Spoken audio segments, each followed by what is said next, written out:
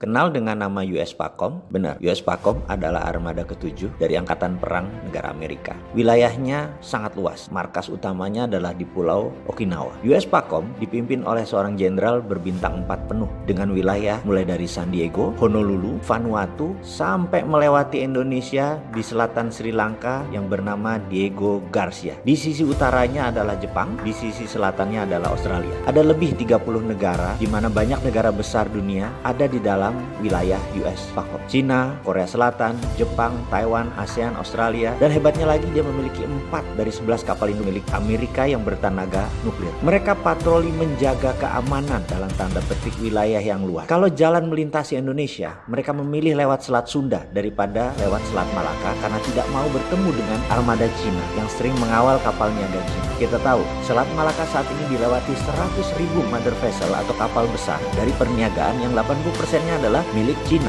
yang saat ini kita nggak dapat benefitnya sepeser pun, bahkan dapat sampah dan dapat kotorannya. Dan sepertinya sampai saat ini pemerintah juga nggak peduli. Yang penting happy gitu ya. Sekali lagi kita lanjut. Salah satu yang saya paling sebel adalah kalau kapal perang negara lain itu sangat hormat masuk wilayah perairan Indonesia dengan lower the flag atau menurunkan bendera. Sementara kalau armada Cina lewat, selalu kapal perangnya menggunakan bendera full flag. Jadi dikibarkan semuanya dan itu tidak menunjukkan rasa hormat ke Indonesia. Seakan-akan Indonesia itu anak buah gue. Seakan-akan ini perairan Indonesia. Atau memang Indonesia sudah takluk ya sama Cina. Amerika aja masih sopan, lower the flag kalau lewat perairan Indonesia. Atau jangan-jangan pemerintah Indonesia memang nggak ngerti kode etik beginian. Terlalu kasual. Jadi hal-hal seperti esprit de corps atau semangat kebangsaan luntur semua. Nggak ngerti kalau Cina full flag begitu artinya sombong atau menantang, atau memang ini wilayah gue, lo mau apa? Karena memilih Selat Sunda, maka Cina sewaktu mau membiayai jembatan Selat Sunda dengan berbagai alasan Amerika tidak menyetujuinya. Gimana dia setujui kalau nanti jembatan itu jadi dibiayai oleh Cina dan barang Cina? Kapal perangnya Amerika yang lewat di bawahnya langsung difoto-fotoin sama Cina dan tahu apa yang harus dilakukan, dan itu adalah sistem intelijen yang tidak mau Amerika dikuasai oleh Cina. Tapi mungkin kalau yang bangun Amerika pasti diiyakan karena Amerika yang lewat sana. Tapi sebaliknya Cina yang nggak akan mau. Ini kali aja loh ya. Ini hanya analisa dan pendapat si Sontoloyo itu tentang dua pendapat Cina dan Amerika. Lalu apa hebatnya Okinawa, markas armada ke-7 itu? Oke,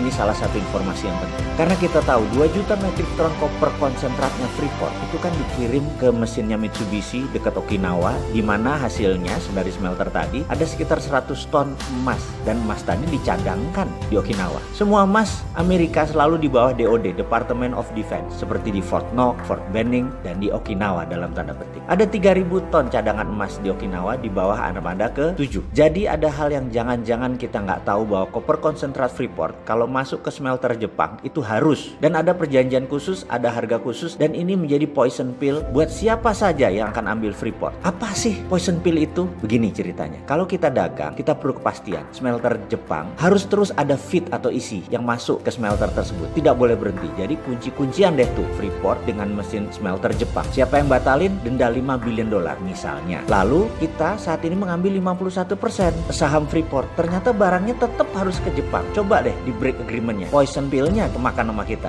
bayar $5 billion. Inilah hati-hatinya kita kalau mau take over perusahaan. Yang jago beginian tuh banyak dan selalu menang. Dan McMoran salah satu yang terbaik karena punya Carl Icahn, mitranya Trump, itu jago banget ya kalau urusan pasang poison pill. Nggak mungkin dia nggak kunci. Jadi silahkan ambil 51%, tapi tidak akan merubah financial scheme dari Freeport. Sama saja dia akan selalu untung. Kita yang belangsa kemakan poison pill. Nah, mudah-mudahan kita nggak sebodoh itu para pejabat. Bukan asal beli perusahaan pakai hutang dengan menjaminkan aset negara, di mana ujungnya di tahun 2021 tahu-tahu kita nggak bisa balik nama, nggak dapat 51%, atau harus tambah dana gede-gedean karena harus membangun tambang dalam, pinjam hutang lagi.